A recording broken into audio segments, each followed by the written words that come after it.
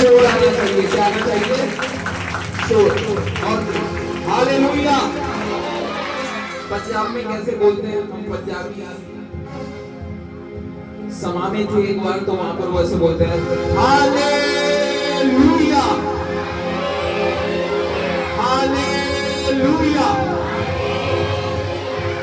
शोर दुनिया में ये हो गया, शोर दुनिया में ये हो गया, आज पैदा मसीह हो गया, आज पैदा मसीह हो गया, शोर दुनिया में ये हो गया, शोर दुनिया में ये हो गया, पैदा मसीह हो गया। तालियों के साथ निकाल रहे, तालियों को बजाते हुए। नाचो नाचो, प्यार उनकी के दर्शन हुए,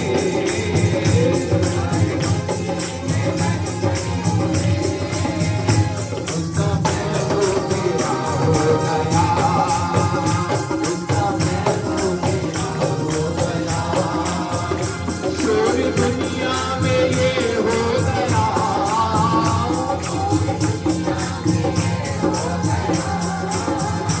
आज पैदा मसीह हो गया, आज पैदा मसीह हो गया, आज पैदा मसीह हो गया। तालियों के साथ बोलिए यीशु मसीह की।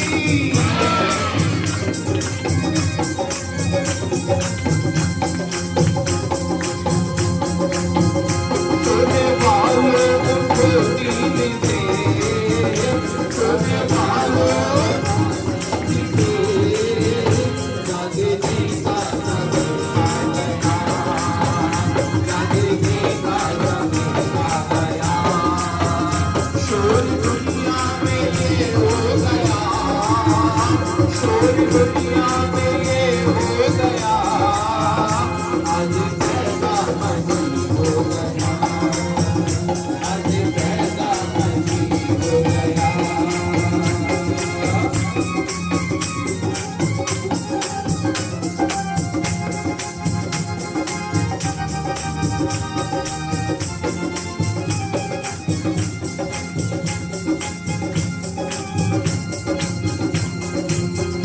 जगमा ऐसा ये तुझे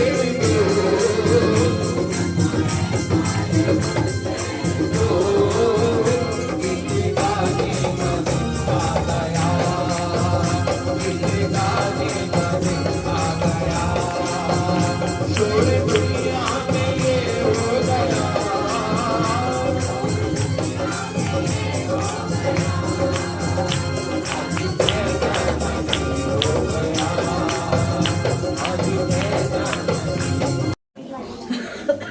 लूका 2 अगर हम देखें, सारे बच्चे बड़े खामोशी के साथ हम थोड़े समय प्रभु के पवित्र वचन को सुनेंगे। ये बहुत इंपॉर्टेंट समय है। अभी पहला जो हमने पाठ किया उसमें हमने आराधना स्तुति अपनी परमेश्वर को दी। हालेलुया। हम सब ने मिलकर आराधना स्तुति परमेश्वर को दी। लेकिन ये सेकंड पार्ट जो होता है इसमें परमेश्वर बोलता है और हमें सुनने की जरूरत है। परमेश्वर क्या बोलता है और क्या शिक्षा देना चाहता है अपने वचन के द्वारा, उसको हमें आज सीखने की जरूरत है। जैसे आपके साथ पढ़ा गया था लूका 2 अध्याय, और 2 अध्याय के अंदर में उसके 11 पद के अंदर में लिखा है कि आज दाऊद के नगर में तुम्हारे लिए एक उद्धारकर्ता जन्मा है, यही मसीह। आमीन। दाऊद के नगर में यीशु मसीह के बारे में भविष्यवाणियां अलग अलग भविष्य वक्ताओं के माध्यम से मैंने और आपने सुनी। ये वचन ऐसा है प्रभु के लोगों, जिसके अंदर में ये वचन जन्म ले ले, अविनाशी आनंद से भर जाएगा वो व्यक्ति जिसके जीवन में ये वचन जन्म ले। और बाइबल हमें बताती है कि तब स्वर्गदूतों ने गड़रियों को बताया जब वो अंधेरे में थे, यानी कि इससे पहले जब तक यीशु मसीह इस संसार के अंदर में नहीं आए थे, तब तक मानव जाति का उद्धार नहीं था। और इस संसार के अंदर में प्रभु यीशु मसीह का इंसान के चेहरे में आना, शरीर के अंदर में आना, वो मानव जाति के लिए, पूरे संसार के लिए उद्धार का कारण बना। यानी कि यीशु मसीह, पहले परमेश्वर का वचन कहता है कि परमेश्वर इंसान से बात करता था आत्मा में होकर, फिर यीशु मसीह की शक्ल के रूप में इंसान के माध्यम से, इंसान के रूप में आकर उसने मनुष्य से बात करी। और तीसरी चीज, वो पवित्र आत्मा में होकर मनुष्य से बात करता है। इसलिए उसको बोला जाता है पिता, पुत्र और पवित्र आत्मा। आखिरकार प्रभु यीशु मसीह को मानव का रूप धारण कर कर इस पृथ्वी पर क्यों आना पड़ा? क्योंकि बाइबल कहती है कि इस संसार के अंदर में सभी मनुष्य अधर्म और पाप के अंदर में और पाप के अधीन थे। और उस समय की मूसा की व्यवस्था इस प्रकार से कहती थी कि उस समय पाप के लिए पशुओं का, पक्षियों का खून बहाया जाता था। इसलिए पाप मानव जाति के अंदर में, मनुष्य के अंदर में दिन प्रतिदिन बढ़ता जा रहा था। और उस पाप को खत्म करने के लिए, मानव जाति में से, इंसान के अंदर में से उस पाप को खत्म करने के लिए बाइबल इस प्रकार से कहती है, यीशु मसीह इस पृथ्वी पर, मत्ती 1 में यदि आप देखेंगे तो यहां पे परमेश्वर का वचन इस प्रकार से कहता है, यहां पे लिखा है, आज दाऊद के नगर में तुम्हारे लिए एक उद्धारकर्ता जन्मा है और वही प्रभु यीशु मसीह है। लेकिन जब हम मत्ती 1 के 21 पद को पढ़ते हैं तो यहां पर भी स्वर्गदूत मरियम से कहता है और यूसुफ से बात करता है। और यूसुफ से जब बात स्वर्गदूत कर रहा था 21वें पद में, तो वो कहता, वो पुत्र जनेगी और उसका नाम तू यीशु रखना, क्योंकि वो अपने लोगों का उनके पापों से उद्धार करने के लिए। आमीन। यूं तो परमेश्वर के लोगों, इस पृथ्वी के ऊपर में बहुतों ने जन्म लिया, बहुत से लोगों ने इस पृथ्वी पे जन्म लिया, लेकिन उन्होंने पाप का अंत नहीं किया, पापी का अंत किया, पापी का अंत किया। इसलिए बाइबल के मुताबिक अगर हम बात करते हैं तो यीशु मसीह के बारे में जब भविष्यवक्ता बतलाता है इस प्रकार से, ये आखिरी, जब मानव का रूप धारण करके परमेश्वर को इंसान की शक्ल में आना, इंसान से रूबरू बात करने के लिए, आमने सामने बात करने के लिए, यानी कि आप देखिए, परमेश्वर ने, यूहन्ना 3:16 में लिखा है कि परमेश्वर ने जगत से ऐसा प्रेम किया कि अपना पुत्र दिया है परमेश्वर के लोगों। और वो किस लिए दिया?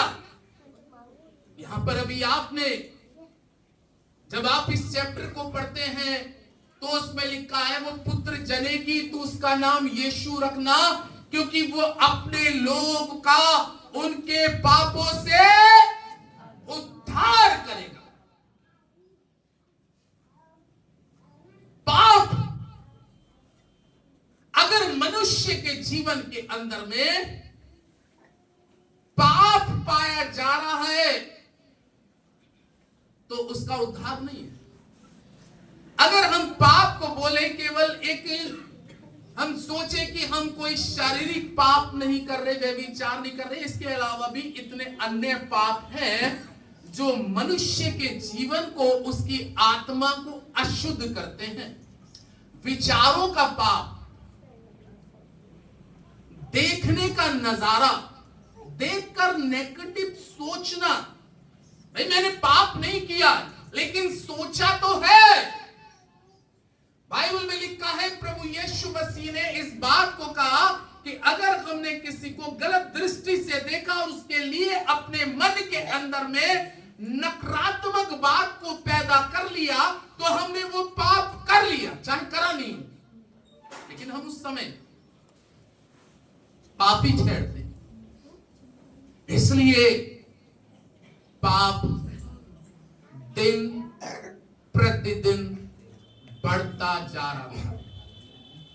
पाप मनुष्य के जीवन में राज करता जा रहा था और पाप की रफ्तार, बाइबल में पाप की रफ्तार के बारे में 2 जगह लिखा है।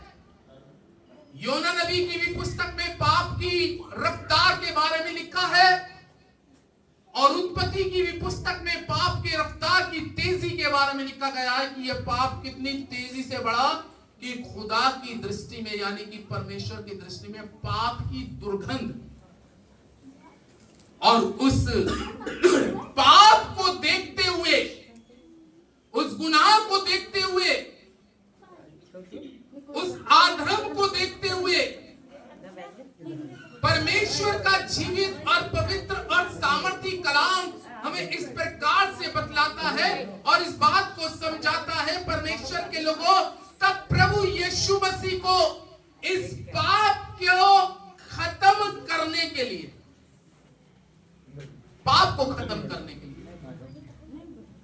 यीशु मसीह को इंसान की शक्ल में आना। एक बहुत अच्छा सा नगमा है, मैं भी थोड़ा गा लूं, आप लोगों ने भी गाया, मैं एक छोटा सा 2 कड़ी कल एक नगमा गाऊंगा और इस पीरियड में हमें अपने आप को उन चीजों को खैरात करना है। क्या करना?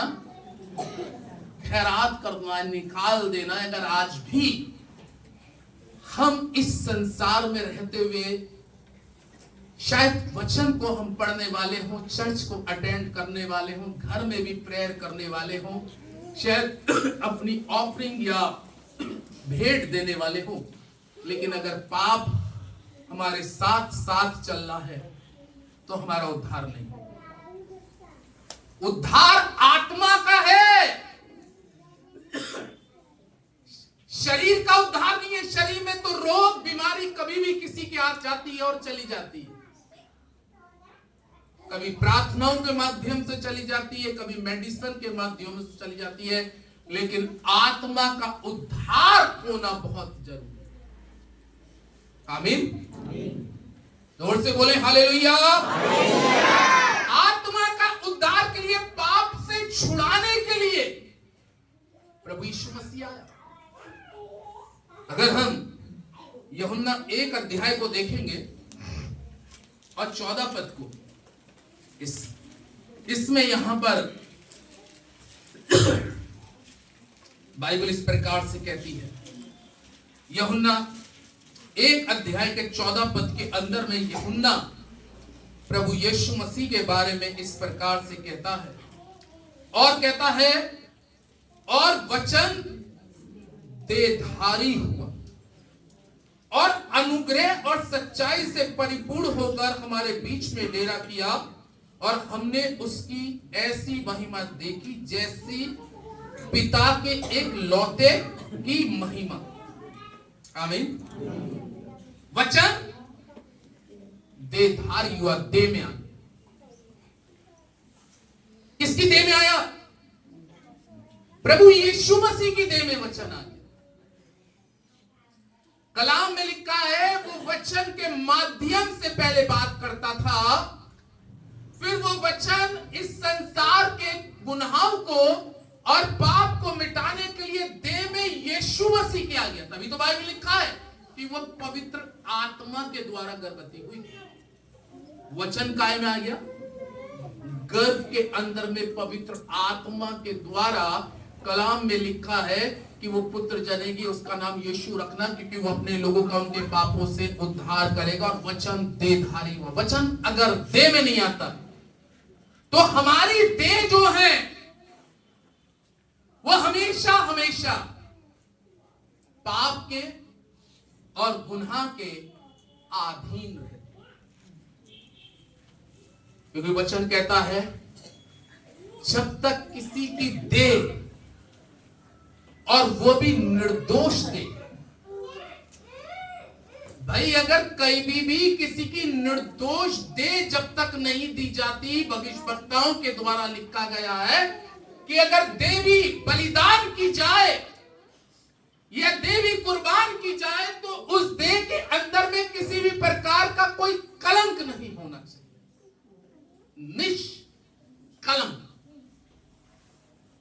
निष्कलंक होना चाहिए।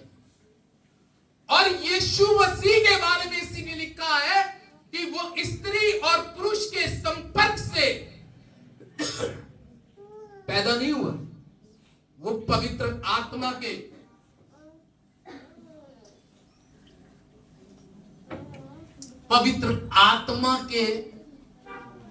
द्वारा कुमारी मरियम के गर्भ में रखा गया।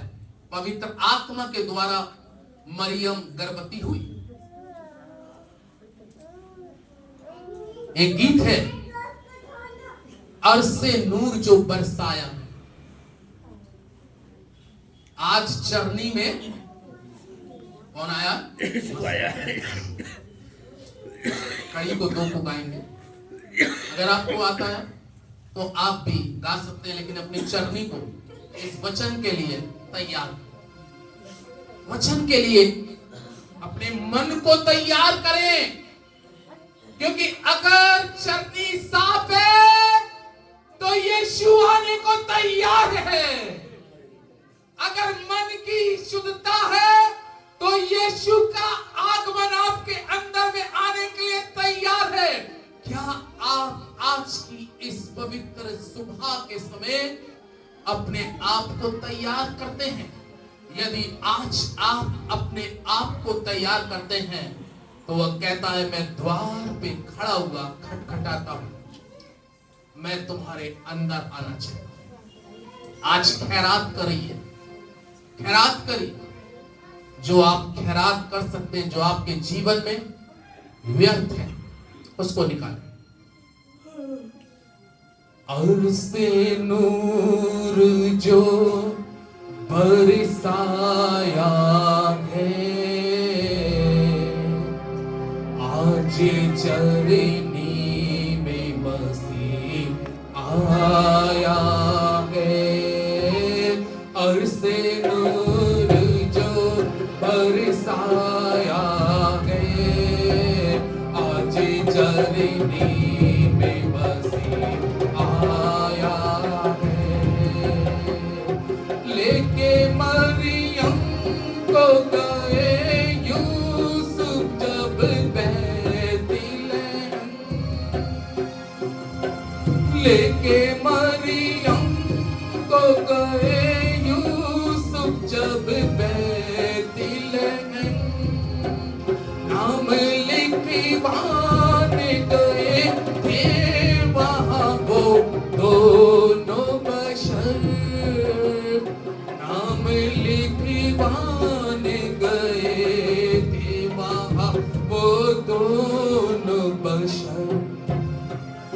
उनको गौशाला में ठहराया है, आज चरनी में मसीह आया है, और से नूर जो बरसाया है, आज चरनी में मसीह आया है। वहाँ आज मशरक़ की हर एक बात कहो, वाह आज मशरक़ की हर एक बात कहो, नाम पे आज मसीह के तुम खैराती करो, नाम पे आज मसीह के तुम खैरात करो। ओ मुबारक बड़ा दिन आया है, आज चरनी में मसीह आया है, अरसे नूर जो बरसाया है, आज चरनी में मसीह आया है। लास्ट कड़ी को मैं एक बार फिर से गाऊंगा, और इस समय मैं संसारिक खैरात करने की चीजों को नहीं बोल रहा, मैं उन चीजों को बोल रहा हूं जो आपके जीवन में आपका उद्धार करने से रोक सकती है। वो यीशु को आपके जीवन में, उसके वचन में, उसके वचन को आपके जीवन में आने से रोक सकती है, उसके अभिषेक को आपके पास आने से रोक सकती है। चाहे वो विचार नेगेटिव हो, चाहे देखने का अंदाजा सही नहीं हो, चाहे ये जबान इससे बहुत अपशब्द निकले हो, चाहे आपके जीवन के अंदर की बोलियों ने आपको अपराधी और गुनहगार बना दिया हो, लेकिन वो कुमारी गर्भवती होगी और पुत्र जनेगी, उसका नाम यीशु रखा जाएगा। वो अपने लोगों का उनके पापों से उद्धार करेगा।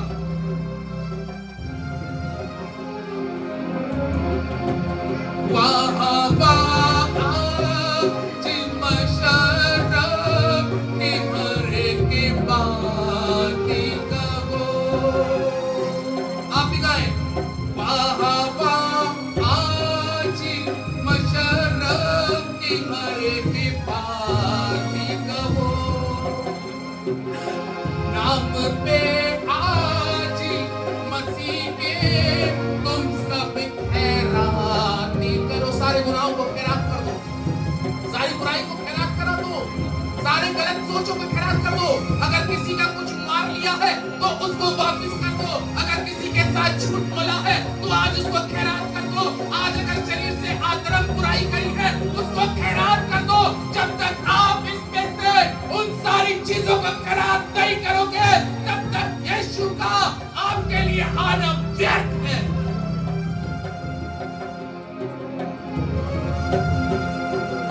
वाह वाह आज मशरक़ की हर एक बात कहो, नाम पे आज मसीह के तुम खैरात करो, नाम पे आज मसीह के तुम खैरात करो। एक साथ बोले, ओ मुबारक बड़ा दिन आया है, आज चरनी में मसीह आया है, अरसे नूर जो है, आज चरनी में मसीह आया। और बाइबल कहती है यीशु मसीह को देह में आना पड़ा, आय में आना पड़ा, देह में आना पड़ा। वो देह में इसलिए आया कि आपके देह के सारे अधर्मों को अपनी देह में ले ले, अपनी देह में उसने ले लिया। यशायाह कहता है 53 में कि हम सबके आधर्म का बोझ, हम सबके आधर्म का पाप, हम सबके गुनाहों को उसकी देह में डाला गया और उसकी देह हमारे उद्धार के लिए क्रूस पे चढ़ी। इसके विषय में आप अब्राहम के बारे में सोचिए। बाइबल में लिखा है यूहन्ना 8, यदि आज हम यूहन्ना 8 को देखें तो अब्राहम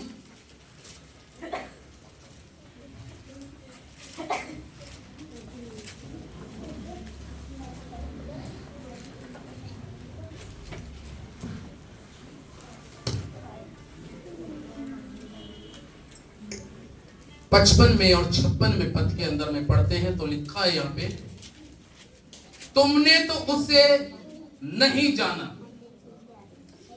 तुमने तो उसे नहीं जाना, परंतु मैं उसे जानता हूं। यदि मैं कहूं कि मैं उसे नहीं जानता तो मैं तुम्हारी तरह झूठा ठहरूंगा, परंतु मैं उसे जानता हूं और उसके वचन पर चलता हूं। अब 56वां पद इंपॉर्टेंट, तुम्हारा पिता अब्राहम मेरे दिन देखने की आशा बहुत मगन था और उसने देखा और आनंद किया। यहूदी ने उससे कहा, अब तू 50 वर्ष का नहीं, फिर भी तूने अब्राहम को देखा।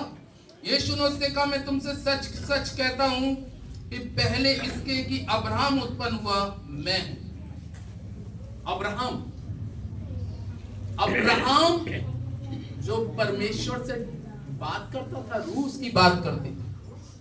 परमेश्वर की रूह अब्राहम से बात करती थी। कलाम में लिखा है पहले दर्शन जो था स्पष्ट नहीं मिलता, आमने सामने नहीं मिलता, क्योंकि परमेश्वर की रोशनी इतनी पावरफुल होती थी कि अगर उसको मनुष्य देख ले अपनी आंख से तो जल के भस्म हो जाता। इसलिए बाइबल में लिखा है कि जब मूसा भी पर्वत पर बात करने जाता था तो वो कहता था खुदा परमेश्वर उससे कि इजराइल से कह देना कि पहाड़ के पास ना आए, क्योंकि जब मैं उतरता हूं तो पहाड़ में धुआं और आग लगने लगता। मूसा एक बार बड़ा जिद करने लगा, खुदा बाप परमेश्वर मैं तुझे देखना चाहता हूं। उसने कहा तू नहीं देख पाएगा।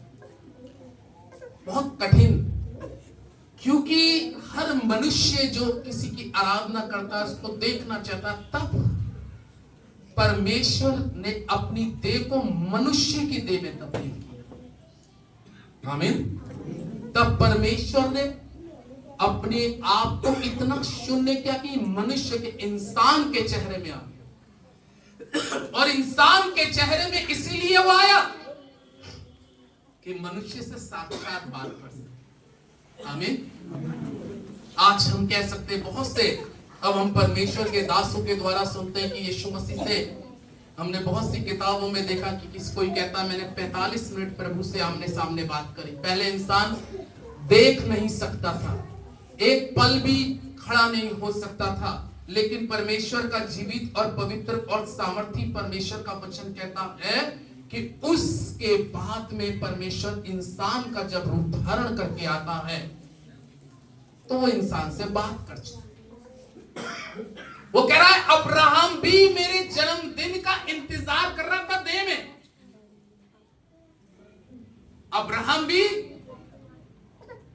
क्योंकि अब्राहम पुराने नियम में, तो अब्राहम भी उसके जन्मदिन का इंतजार कर रहा था। वो शख्सियत कब जन्मे जिससे मैं बातें तो करता हूं लेकिन वो मुझको क्या नहीं होता, दिखता नहीं है। वो उस दिन का वेट कर रहा था, इंतजार कर रहा था। तब फरीसी यहूदी, क्योंकि फरीसी यहूदी लोग जो थे वो परमेश्वर के पुत्र को स्वीकार नहीं करते सन ऑफ गॉड के रूप में। वो ये नहीं मानते कि वो परमेश्वर का पुत्र था। क्या कहा उससे? अभी तो तू 50 वर्ष का भी नहीं हुआ और अब्राहम तो किस समय का है, और तू कहता है कि अब्राहम मुझे देखता था, मैं अब्राहम से पहले था, अब्राहम ने मुझे दर्शन देखा, दर्शन दिया। प्रभु के लोगों, अब्राहम इससे पहले कि अब्राहम पृथ्वी पे था, उससे पहले परमेश्वर का पुत्र इस पृथ्वी पे था। दानियेल की पुस्तक में लिखा है, जब शद्रक मेशक अबेदनगो को आग के भट्टे में डाला गया था, तो वहां पर उसने 3 शख्सों को 4 शख्सों को देखा। डलाया 3 था, लेकिन चौथे शख्स के बारे में लिखा है कि उसका रूप ईश्वर के पुत्र के समान, ईश्वर के पुत्र के समान, यानी कि वो इससे पहले कि अब्राहम उत्पन्न हुआ, इससे पहले दानियेल उत्पन्न हुआ, इससे पहले शद्रक मेशक अबेदनगो उत्पन्न हुआ। लेकिन फरीसी, यहूदी और ये लोग तो, अरे ये तो बड़ाई का बेटा, वो उस नजारे से देखते थे। नजारे को हमें चेंज करने की जरूरत है। वो बताए किस नजारे से देखते थे, इसका पिता तो बड़ाईगिरी का काम करता है, ये अभी 12 साल का है, कहीं पे पढ़ाई नहीं करी है, वचन को लिया चल दिया। उनका देखने की और सोचने की सोच जो थी वो अच्छी नहीं। तो वो बता रहा है, अरे इससे पहले अब्राहम पैदा नहीं हुआ, लेकिन अब्राहम मेरा दर्शन करना चाहता था कि मैं शक्ल में बात करूं, इसलिए उसको देह में आना पड़ा। और जब वो देह में आता है तो उसकी देह ही हमारे लिए उद्धार का कारण बन के आई। और इसलिए वचन इस प्रकार से कहता है कि देखो, कुमारी गर्भवती होगी और पुत्र जनेगी, उसका नाम यीशु रखा जाएगा, क्योंकि वो अपने लोगों का उनके पापों से उद्धार करेगा, उद्धार करेगा। बहुत इस संसार में, एक पद और पढ़ेंगे, कुलूसियों की पुस्तक, कुलूसियों की पुस्तक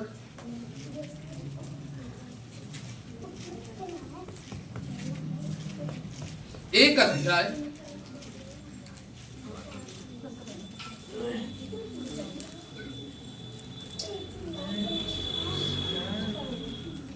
कुलूसियों 1 अगर हम 15 और 16 पद को पढ़ेंगे तो यहां पर पौलुस कहता है, वह तो आदर्शीय परमेश्वर का प्रतिरूप और सारी सृष्टि में क्या था, पहलौठा।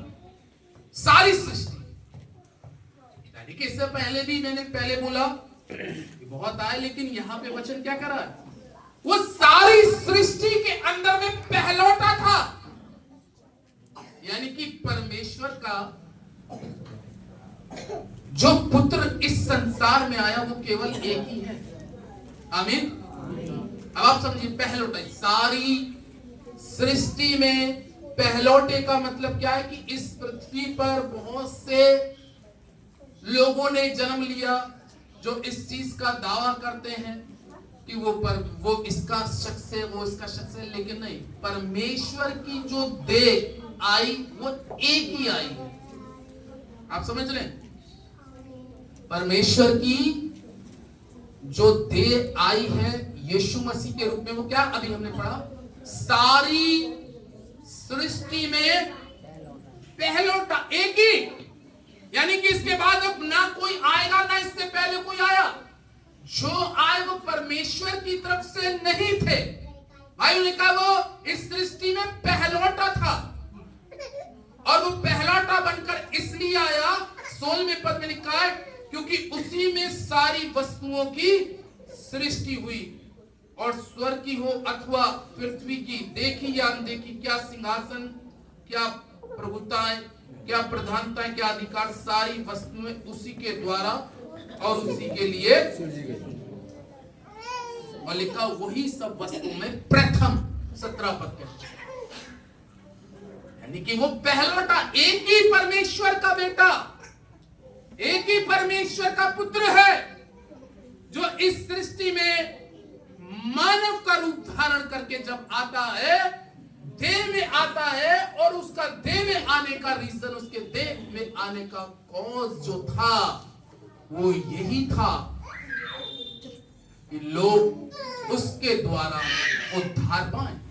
प्रेरित पौलुस 4:12 में कहते हैं किसी दूसरे के द्वारा उद्धार नहीं है, क्योंकि जमीन के नीचे और आसमान के बीच में कोई दूसरा नाम नहीं दिया गया जिसके द्वारा हम उद्धार पा सकते। एक नाम रोमियो 10 में लिखा है और उसके 13वें पद में लिखा है, क्योंकि जो कोई प्रभु का नाम लेगा वो उद्धार पाएगा। उद्धार पाने के लिए हमें प्रभु यीशु मसीह पर विश्वास करना बहुत ही जरूरी है और वो इसीलिए आया। आइए अपनी आंखों को बंद करें, दुआ में सर कुछ हम लोग अपने स्थानों पे सब लोग खड़े हो जाएंगे इस समय दुआ करें। हालेलुया हालेलुया हालेलुया हालेलुया रबाबा शखंदरलबासी खंदर। ओ महान सामर्थी परमेश्वर, सब लोग अपने हाथ स्वर की ओर उठाएं।